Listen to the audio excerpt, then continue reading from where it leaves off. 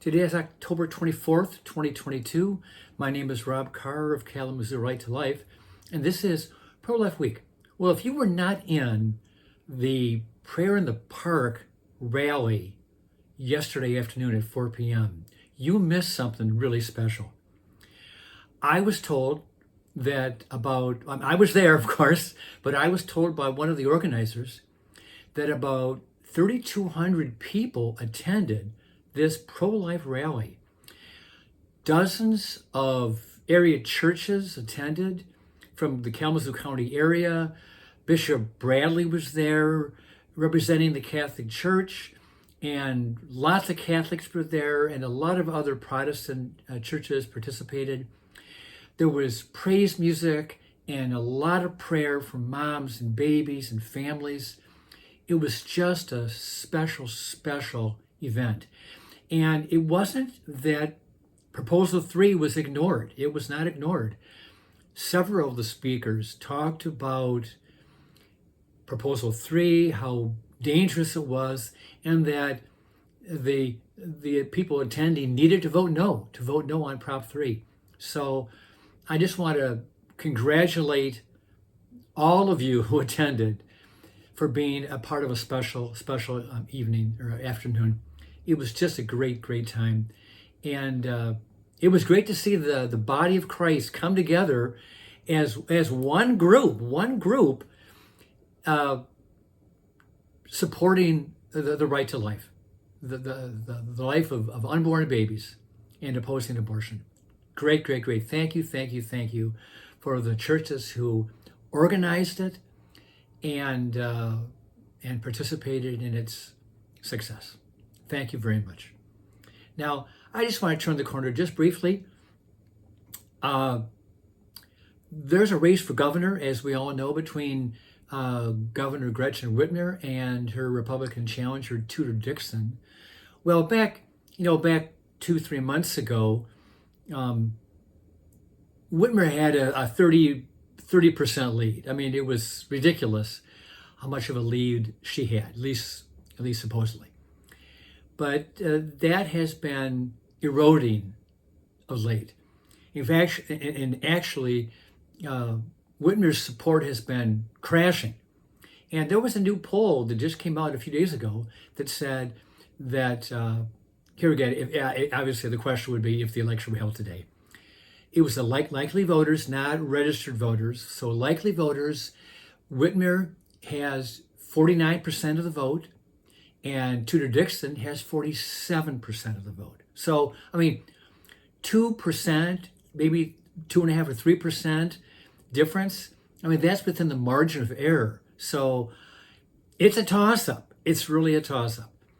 And that also is reflected in new polling on Prop 3. The last number I saw was that the yes vote, the pro-abortion vote, was at 50%, and the pro-life vote was at 47%. So here again, we're within the margin of error. We're closing the gap. Originally, the yes vote, the pro-abortion people had 62 to 63% support, and now it's down to 50. So I'm really believing that in 2 weeks, we will see a victory. And the pro-lifers who are coming together all over the state. I was in Fenton, Michigan, this past Friday, I guess it was. And I saw several different vote no on Prop 3 signs that were not the ones that I'm used to seeing over here in Kalamazoo County, the ones that were actually sponsored by, the Right to Life in Michigan and the coalition. But just to see the outpouring of support for the no vote on Prop 3 is very encouraging. And I'm believing that we're going to see a great victory election night on Prop 3. And we'll see what happens with Tudor Dixon. Anything can happen. And if voters vote their pocketbook, Tudor Dixon will win. And I've mentioned before, I think somewhere, I'm not sure if it was on Pro-Life Week or not, but, last week Biden was at a pro-abortion rally, to codify Roe again. We want Roe back. He said on day one, January 1st of 2023, the first piece of legislation he's going to send to the new Congress. Here, of course, he's assuming that his new Congress is going to be led by Democrats, which it isn't, but that's what he says. So on day one, he's going to send the new Congress a bill to codify Roe v. Wade. I mean, he's not looking at the southern border crisis or the fentanyl crisis. He's not looking at the gas prices. He's not looking at food prices. He's not looking at ways to increase our energy supply. You name it, right down the line of these serious issues.